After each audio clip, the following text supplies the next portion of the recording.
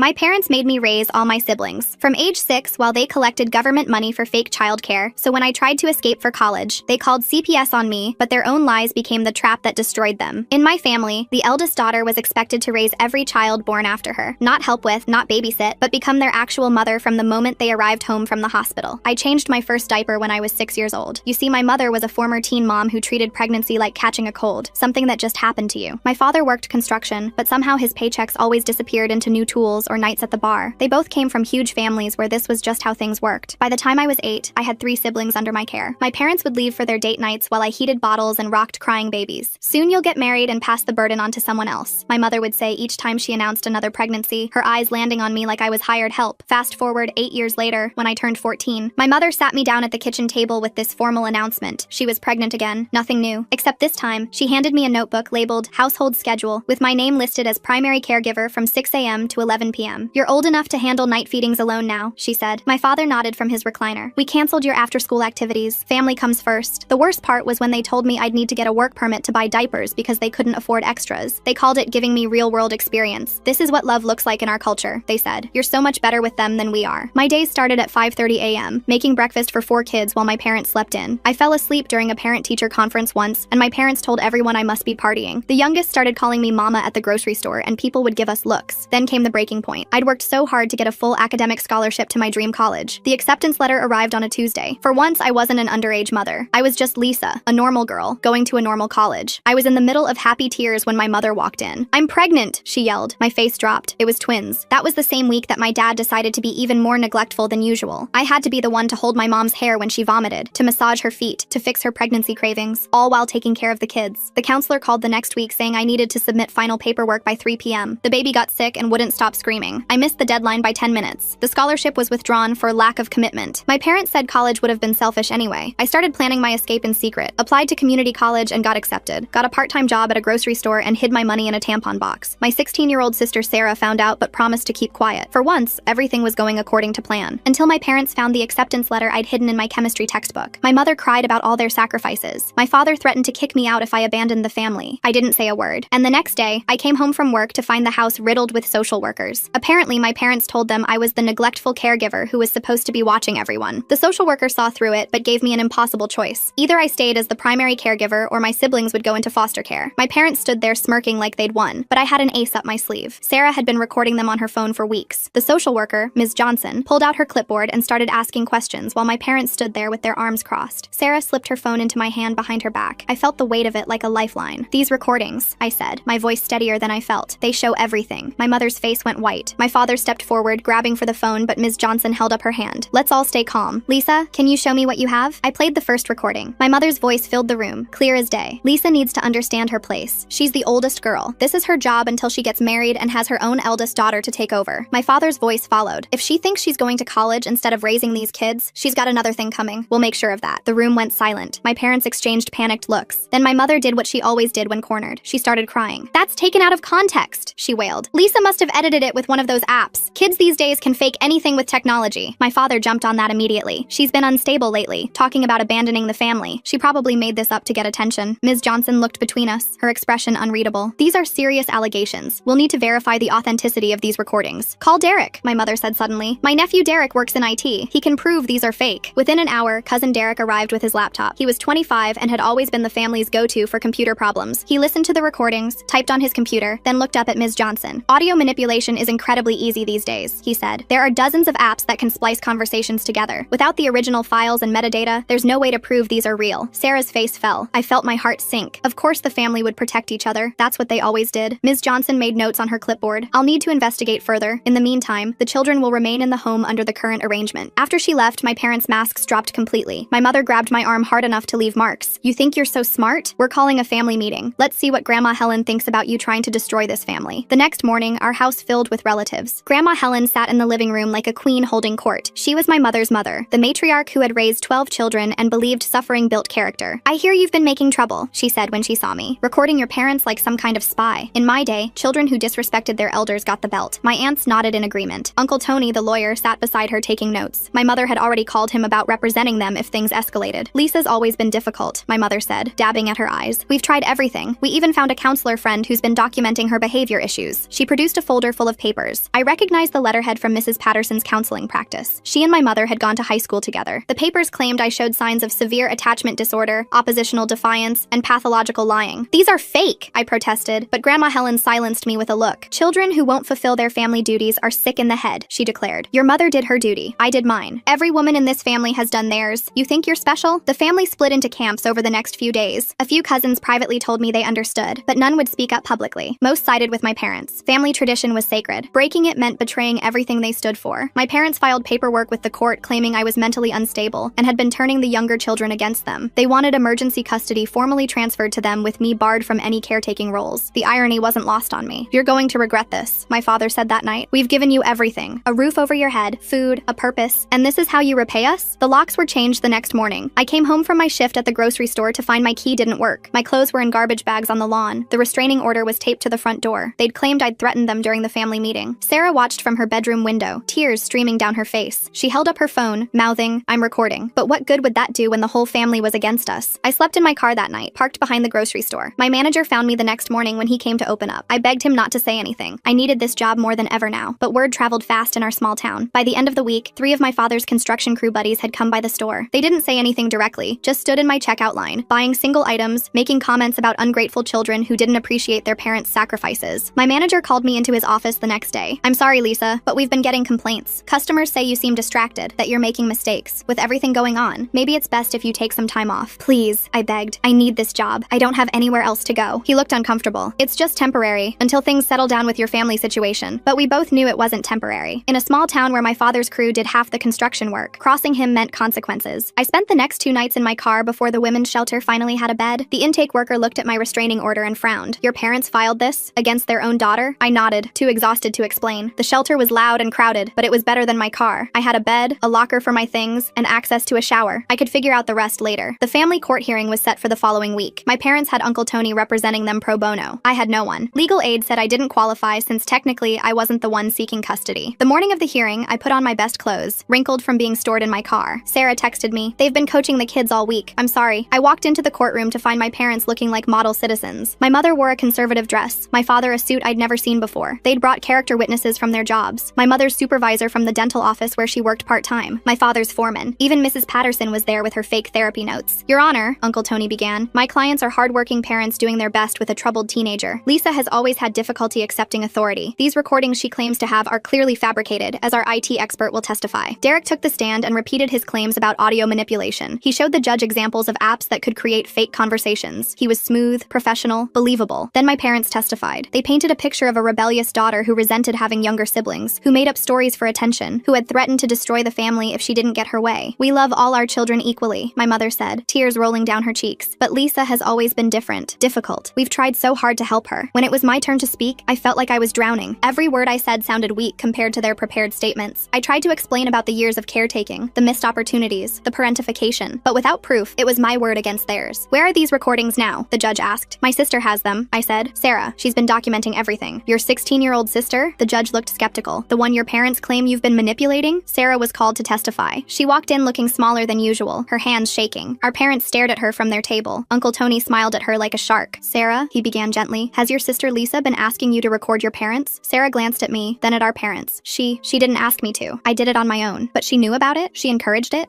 Sarah's voice cracked. "I just wanted to help." "Of course you did. You love your sister. But sometimes people we love can lead us astray. Has Lisa been telling you stories about your parents? Making you see things differently?" I watched Sarah crumble under the questioning. Our parents had gotten to her, threatened her, made her doubt herself. By the time Uncle Tony was done, it looked like I'd masterminded some elaborate scheme to turn my siblings against their loving parents. The judge looked troubled but seemed to be buying it. I felt the walls closing in. Everything I'd worked for, everything I'd sacrificed, was being twisted into evidence against me. That's when Ms. Johnson stood up. "Your Honor, I'd like to present some additional findings from my investigation." She pulled out a thick manila folder and approached the bench. My parents shifted uncomfortably in their seats. Uncle Tony's confident smile faltered slightly. "During my investigation, I discovered some concerning financial discrepancies," Ms. Johnson said, her voice calm but firm. "Mrs. Martinez has been collecting government assistance for childcare services for the past 8 years. My mother's face went pale. My father gripped the edge of the table. "The applications state that she requires childcare assistance due to her work schedule at the dental office. However, my investigation revealed that Lisa has been the primary caregiver during all the hours covered by this assistance." Uncle Tony jumped to his feet. "Your Honor, this is clearly a misunderstanding. My client may have made some clerical errors that total over $20,000 in fraudulent claims," Ms. Johnson Johnson interrupted. She produced photocopies of the applications, each one signed by Mrs. Martinez, claiming she was paying for professional childcare services. The judge leaned forward, suddenly very interested. Ms. Johnson, are you suggesting welfare fraud? That's exactly what I'm suggesting, Your Honor. Furthermore, Mr. Martinez has been claiming Lisa as a dependent on his taxes, while simultaneously requiring her to work to support the household. He's been collecting child tax credits for a child who was functioning as an unpaid nanny and contributing financially to the family. My father stood up so fast his chair scraped against the floor. This is ridiculous. We've supported Lisa her entire life. Sit down, Mr. Martinez, the judge ordered sharply. Ms. Johnson, do you have documentation to support these claims? Ms. Johnson nodded and handed over more papers. Bank records showing deposits from government assistance programs, tax returns showing dependent claims, and most tellingly, security footage from the benefits office showing Mrs. Martinez signing these applications herself. My mother started sobbing loudly, not the calculated tears from earlier, but genuine panic. We were just trying to make ends meet. Construction work is seasonal. We needed help. Then why force your daughter to provide free childcare while collecting money meant to pay for that exact service? The judge asked. Uncle Tony tried to salvage the situation. Your Honor, even if there were some financial irregularities, that doesn't negate the fact that Lisa has been exhibiting concerning behavior. The recordings are still suspicious and, actually, Ms. Johnson interrupted again, I had those recordings analyzed by an independent audio forensics expert, not someone related to the family. She glanced pointedly at Derek, who suddenly found the floor very interesting. They're authentic. No signs of manipulation or editing. The judge's expression hardened. Mr. Tony, were you aware that your expert witness was a family member when you presented him as an objective professional? Uncle Tony's mouth opened and closed like a fish.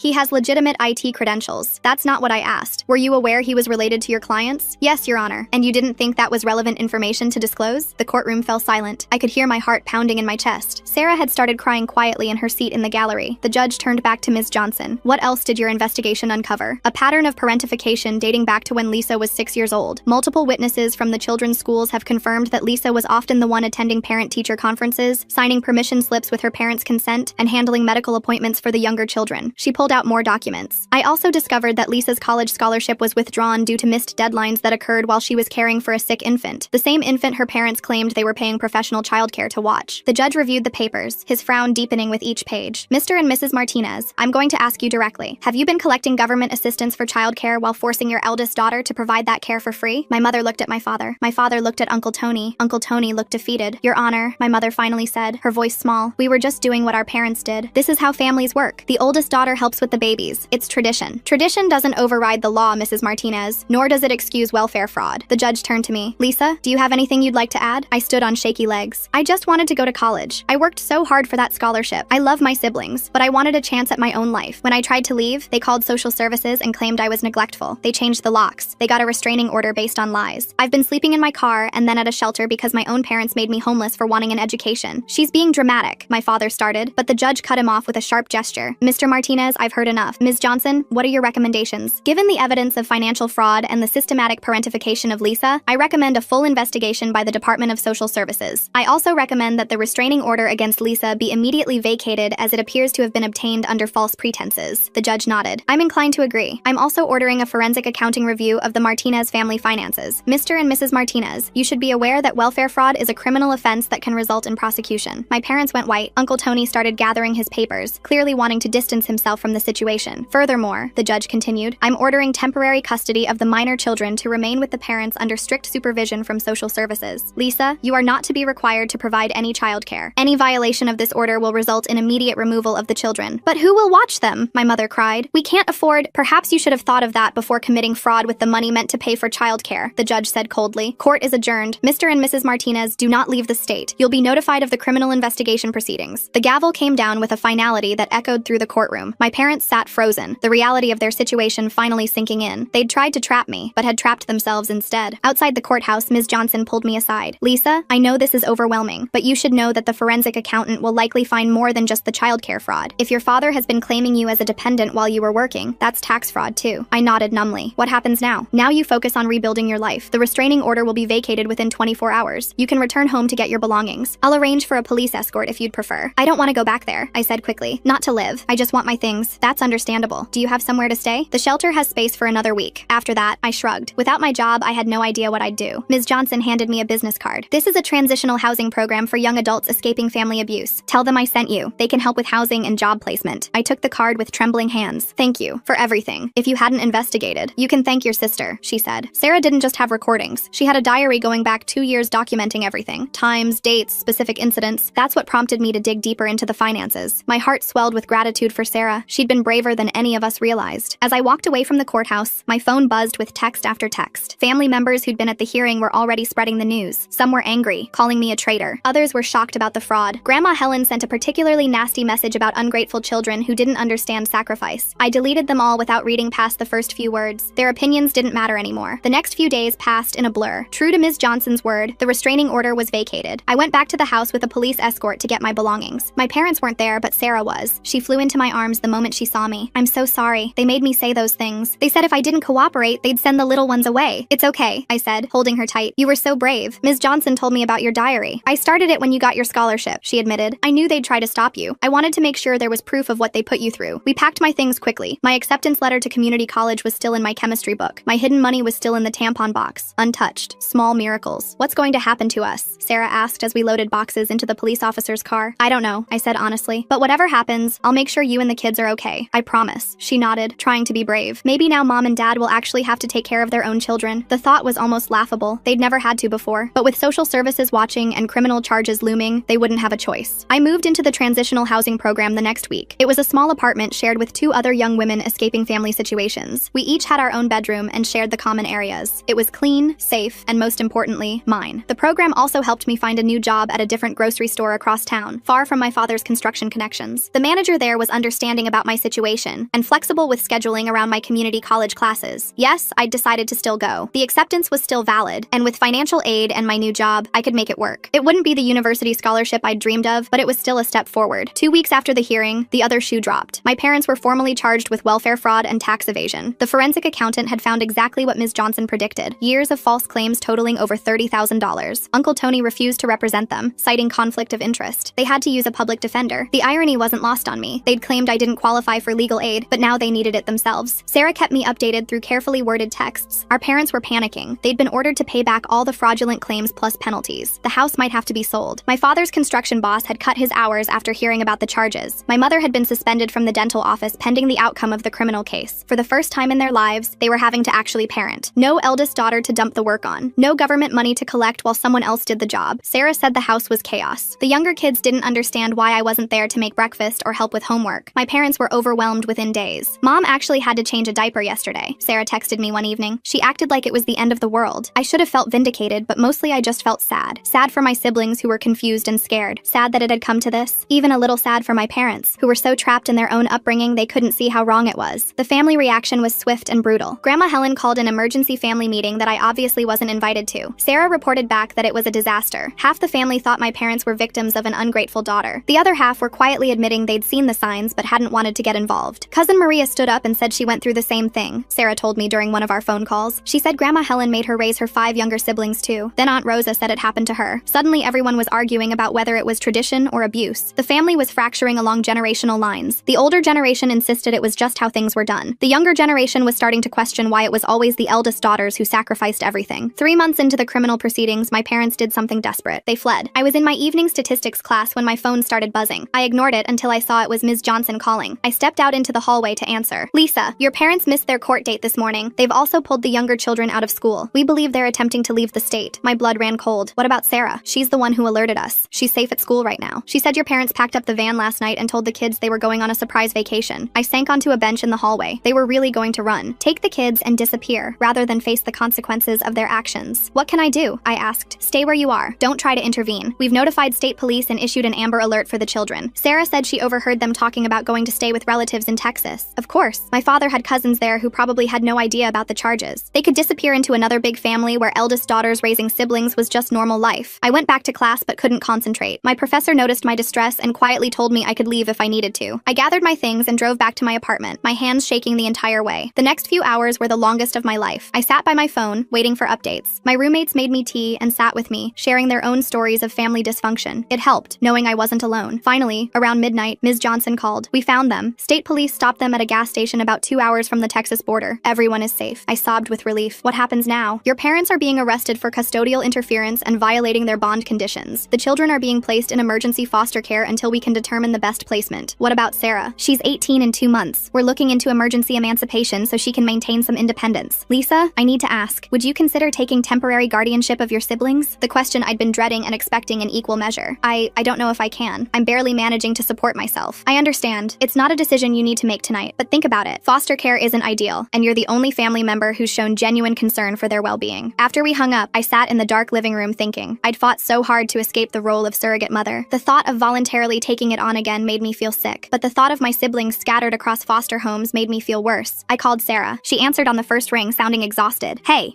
are you okay? Yeah, I'm at the police station. They're being really nice. They gave me hot chocolate. Ms. Johnson said they're looking into emancipating you early. Yeah, she mentioned that. Sarah paused. She also asked if I thought you'd take the kids. What do you think I should do? Sarah was quiet for a long moment. I think you should do whatever keeps you safe and healthy. You've sacrificed enough for this family. But, she trailed off. But maybe we could do it differently. Together. Not like before where you did everything, but like actual sisters helping each other. I could get a part-time job. We could apply for assistance, the legal kind. Make sure the kids get therapy to deal with everything. Break the cycle for real. I closed my eyes, feeling the weight of the decision. It would mean giving up the dorms, finding a bigger place, putting some dreams on hold again, or maybe just dreaming differently, Sarah said softly. College during the day, homework help at night, soccer practice and PTA meetings, normal family stuff, but where everyone pitches in, where the kids see what a real family looks like. She was painting a picture I'd never dared imagine. A family where responsibility was shared, where love didn't mean sacrifice, where we could heal together. Can I think about it? I asked. Of course, but Lisa, whatever you decide, I'm proud of you. You stood up to them. You broke free. That took more courage than any of us had. The next morning, I met with Ms. Johnson and a family court advocate. They laid out what temporary guardianship would entail. Financial assistance was available. The kids would get counseling. Sarah would be emancipated and could be a co-guardian. We'd have support from social services. Your parents will likely get prison time, the advocate explained. 2 to 3 years based on the charges. The kids need stability during that time. Foster care can provide that, but family placement is always preferred if it's healthy. I thought about my siblings. The 8-year-old who'd stopped talking to me after our parents' manipulation. The twins who were probably so confused. The baby who'd called me mama before I taught him my real name. What about Grandma Helen? I asked. Won't she try to get custody? Ms. Johnson shook her head. She's been deemed unfit due to her age, and the fact that she knew about the parentification and encouraged it. Several family members have come forward with their own stories after your case became known. She's facing her own investigation now. The dominoes were falling throughout the family. The secret everyone had kept for generations was finally in the light. If I say yes, I said slowly, I need guarantees. The kids get therapy. Sarah and I get family counseling to learn how to do this right. Financial support for housing and childcare. Real childcare, not me missing classes. And help navigating college with this responsibility. All of that can be arranged, the advocate assured me. We want this to succeed if you choose to do it. The goal is to break the cycle, not perpetuate it. I asked for one more day to decide. That evening, I sat with my roommates and talked it through. They'd both escaped abusive families and understood the weight of what I was considering. The question is, one of them said, can you live with either decision? If you take them, can you handle the responsibility without losing yourself? If you don't, can you handle the guilt? It was a fair question. I'd spent so long being forced into motherhood that I didn't know if I could choose it freely. But maybe that was the point. This time, it would be a choice. That night, I made a list. Pros and cons. Dreams deferred versus siblings scattered. The life I'd planned versus the family I could build. By morning, I had my answer. I called Ms. Johnson. I'll do it, but only with Sarah as co-guardian and all the support we discussed. I'll start the paperwork. Lisa, I want you to know how proud I am of you. Not just for taking this on, but for setting boundaries and asking for help. That's what breaking the cycle looks like. The next few weeks were a whirlwind. Court hearings for guardianship, apartment hunting with a social worker, meetings with the kids' teachers and counselors, setting up therapy schedules, learning about trauma-informed parenting. My parents' criminal trial was set for the following month. They were being held without bail after the flight attempt. I hadn't spoken to them since the first hearing, and I didn't plan to. Some bridges were meant to stay burned. The day I got guardianship was surreal. The judge made it clear this was temporary, pending my parents' criminal trial and sentencing. But for now, I was legally responsible for my siblings. This time, with support and resources, and my own choice backing it up. Sarah and I moved into a 4-bedroom apartment subsidized by the Family Assistance Program. It was in a better school district, close to both my community college and Sarah's high school. We spent a weekend painting bedrooms and assembling furniture, trying to make it feel like home. The kids were brought over on a Tuesday afternoon. They looked shell-shocked, clutching garbage bags of hastily packed belongings. The 8-year-old wouldn't meet my eyes. The twins hid behind the social worker. The toddler reached for me instinctively, then pulled back, confused. Hey guys, I said, kneeling to their level. I know this is scary and confusing, but Sarah and I are going to take care of you for a while, okay? This is your new home. Why can't we go home? One of the twins asked. Because mom and dad made some bad choices and have to face consequences, Sarah said gently. But we're going to be okay, all of us together. It wasn't easy. The first week was rough. Tantrums and tears and questions I didn't know how to answer. The 8-year-old finally broke down and admitted our parents had told him I was trying to steal them away. It took patient explanation from his therapist to help him understand the truth. But slowly, we found a rhythm. Sarah and I split the morning routine. I handled breakfast while she got the little ones dressed. We hired a real babysitter for the hours between school and when one of us could be home. The kids did homework at the kitchen table while I cooked dinner. Sarah helped with baths and bedtime while I studied. It wasn't the college experience I'd dreamed of. No dorm parties or late-night study sessions in the library. But it was real. It was mine. It was ours. The community college professors were understanding about my situation. Several had been through similar experiences and offered extensions when family court dates conflicted with exams. My grades stayed strong, even with the chaos at home. 3 months into our new arrangement, something beautiful happened. I was making dinner when the toddler tugged on my shirt. "Lisa," he said, using my actual name. "Can I help?" I handed him a wooden spoon to stir the pot, keeping my hand over his to guide him. "Good job, buddy. I love you, Lisa," he said matter-of-factly, then toddled off to play with his blocks. Sarah caught my eye from across the kitchen where she was helping with math homework. We both had tears in our eyes. This was what love was supposed to look like. Not obligation or tradition or guilt, just choice and care and building something better. My parents' trial began the following week. Sarah and I agreed to keep the kids home that day, not wanting them to see their parents in orange jumpsuits and shackles. But we watched the news coverage that night after they were asleep. Both parents pleaded guilty to reduce charges in exchange for lighter sentences. 2 years for the fraud, 3 years probation after. They'd have to pay restitution and attend parenting classes if they wanted any chance of regaining custody after release. "Do you think they'll try?" Sarah asked as we turned off the TV. "I don't know," I admitted. "Maybe prison will change them. Maybe they'll realize what they lost. Or maybe they'll come out angry and try to go back to how things were. We'll be ready either way," Sarah said firmly. "The kids are in therapy. We're documenting everything. We're doing this right." She was right. We had 2 years to establish a stable, healthy home. 2 years to help the kids heal. 2 years to prove that the cycle could be broken. I thought about the scholarship I'd lost, the dorm room I'd never sleep in, the traditional college experience that had slipped away. But sitting in our living room, listening to Sarah quiz herself for a history test while I worked on calculus problems, I realized I hadn't lost my dreams. They'd just taken a different shape. I was still going to graduate, still going to transfer to a 4-year university. It would take longer, be harder, require more juggling, but I'd have something else too. A family I'd chosen to build, siblings who knew they were loved without conditions, a sister who stood beside me as an equal partner. The cycle our grandmother had perpetuated, that our mother had continued, stopped with us. Sarah and I would make mistakes, certainly, but we'd never tell the kids that sacrifice was love. We'd never make them choose between their dreams and their family. We'd show them that both were possible, with help and boundaries and the courage to do things differently. As I closed my textbook for the night, I felt something I hadn't experienced in years: hope. Not just for my own future, but for all of ours. We were writing a new story, one page at a time. The sentencing hearing arrived faster than expected. Sarah and I sat in the back row, watching our parents stand before the judge in their orange jumpsuits. They looked smaller somehow, diminished by months of legal proceedings and the weight of their choices. The prosecutor laid out the case methodically. $32,000 in fraudulent welfare claims, 8 years of tax fraud, child endangerment through parentification, custodial interference, flight to avoid prosecution. Each charge carried its own penalty. My mother's public defender tried to argue for leniency, citing their difficult upbringing and financial hardship, but the judge wasn't having it. She'd reviewed all the evidence, including Sarah's diary and the recordings that Derek had tried to discredit. "Mr. and Mrs. Martinez," the judge said, her voice stern, "you systematically exploited your eldest daughter for nearly a decade. You collected government funds meant for her care while forcing her to provide that care herself. When she tried to pursue education, you sabotaged her opportunities. When she sought independence, you used the legal system to punish her." My father's jaw clenched. My mother stared at the floor. "I'm sentencing you each to 24 months in state prison, followed by 3 years of supervised probation. You will pay full restitution of $32,000 plus penalties. Upon release, you must complete a court-approved parenting program before any consideration of custody restoration." The gavel came down. My parents were led away without looking back at us. I felt Sarah's hand slip into mine, squeezing tight. Outside the courthouse, Ms. Johnson met us with paperwork. "The permanent guardianship hearing is next month. Given your parents' sentences and the stability you've provided, I expect it to go smoothly." That afternoon, I picked up the kids from school. The 8-year-old Marcus had started talking to me again after months of therapy. The twins, Rosa and Elena, ran to the car chattering about their art projects. Little Gabriel, now 3, insisted on showing me the dinosaur sticker his teacher had given him. "Where were you and Sarah this morning?" Marcus asked as we drove home. I'd learned honesty worked better than evasion. "We were at court. Your mom and dad got their sentences today." "How long?" His voice was small. 2 years. "But you'll be able to visit them if you want to, when they're ready." He nodded, processing this. "Will we still live with you?" "As long as you need to. Sarah and I aren't going anywhere." That evening, while Sarah helped with homework and I prepared dinner, my phone rang. Unknown number. I almost didn't answer, but something made me pick up. "Is this Lisa Martinez?" The voice was unfamiliar, professional. "Yes, this is Victoria Chen from the County Community Foundation. We received your application for the Returning Student Scholarship. I'm pleased to inform you that you've been selected as one of this year's recipients." I nearly dropped the phone. I'd applied on a whim, encouraged by my English professor who'd noticed my situation. The scholarship would cover my remaining community college expenses and help with the transfer to a 4-year university. The committee was particularly moved by your essay about breaking generational cycles while maintaining family bonds. Victoria continued, "The award ceremony is next week if you're able to attend." After hanging up, I stood in the kitchen, overwhelmed. Sarah noticed first. "What's wrong?" she asked, abandoning the math worksheet. "Nothing's wrong. I got the scholarship, the one Professor Martinez told me about." Sarah squealed and hugged me tight. The kids looked up from their activities, confused but catching our excitement. "Does this mean you're going away?" Gabriel asked, his lower lip trembling. I knelt down to his level. "No, buddy. It means I can finish school here and then go to a bigger school nearby. I'll still be home every night." The scholarship ceremony was small, held in the community college library. 20 returning students, each with their own story of perseverance. I wore my best dress, the one I'd bought secondhand for court appearances. Sarah and the kids sat in the front row, Gabriel waving enthusiastically enthusiastically every time I looked their way. When they called my name, I walked to the podium on shaky legs. The scholarship coordinator handed me the certificate and an envelope containing the first installment. It wasn't a fortune, but it was enough. Enough to stop worrying about choosing between textbooks and groceries. Enough to hire a reliable babysitter for evening classes. Enough to believe that dreams deferred weren't always dreams denied. 2 weeks later, Grandma Helen died. The call came from Aunt Rosa, her voice carefully neutral. "The funeral is Saturday. You should know that some family members don't think you should come." "I understand," I said, and I did. The family fracture that had started with my case had never healed. Half of them still believed I'd destroyed a sacred tradition. The other half had started questioning everything they'd been taught about family obligations. Sarah and I discussed it that night after the kids were asleep. "I want to go," she said. "Not for her, but for closure, to see that it's really over." We arranged for the kids to stay with a respite care family for the day. The funeral was held at the same church where I'd been baptized, where I'd spent countless Sundays wrestling with younger siblings while my parents dozed in the pew. The reception hall was thick with tension. Conversations stopped when we entered. Some relatives turned their backs. Others nodded acknowledgement. Cousin Maria approached first, her own eldest daughter at her side. "I've been thinking about what you did," she said quietly. "My Isabella is 15 now. I've been making her help with her siblings the same way." She trailed off, glancing at her daughter. "We're going to do things differently." One by one, other cousins approached, some to condemn, others to confess their own struggles. The generational divide was stark. The older relatives spoke of duty and sacrifice. The younger ones whispered about dreams abandoned and childhoods lost. Uncle Tony cornered me near the coffee station. "You destroyed this family," he said, his voice low and venomous. "Your parents are in prison because of you. They're in prison because they committed fraud," I replied calmly. "I just told the truth." He stormed off, but not before I caught the doubt in his eyes. Even he was beginning to question the narrative he'd helped construct. As we left, I noticed Derek standing by his car, looking uncomfortable. He approached hesitantly. "Lisa, I need to apologize. What I did in court, lying about those recordings. My mom pressured me, said family comes first, but," he shrugged helplessly. "I've got a daughter now." Made me think about what kind of family traditions I want to pass on. I nodded, not offering forgiveness, but acknowledging his words. Some bridges could be rebuilt. Others were better left as rubble. The permanent guardianship hearing went smoothly, as Ms. Johnson had predicted. Our parents didn't contest it, perhaps finally understanding that their choices had consequences. The judge praised the stable home Sarah and I had created, noting the children's improved school performance and emotional well-being. Spring semester brought new challenges. I'd registered for 18 credits, determined to graduate on time despite everything. Sarah juggled her senior year of high school with part-time work at a local bakery. We tag-teamed childcare duties with military precision, our shared calendar color-coded and constantly updated. The hardest part was helping the kids process their trauma. Marcus had nightmares about being taken away again. The twins wet the bed when stressed. Gabriel clung to us constantly, afraid we'd disappear like his parents had. Their therapist, Dr. Cassandra Williams, became our lifeline. She taught us about trauma responses and attachment repair. Slowly, painfully, we learned to be the stable, predictable presence the kids needed. Healing isn't linear, she reminded us during one particularly difficult week when Marcus had refused to go to school, and the twins had been caught stealing snacks to hide in their room. They're testing whether you'll abandon them when things get hard. We didn't abandon them. We showed up day after day, even when exhaustion made our bones ache and stress gave us matching tension headaches.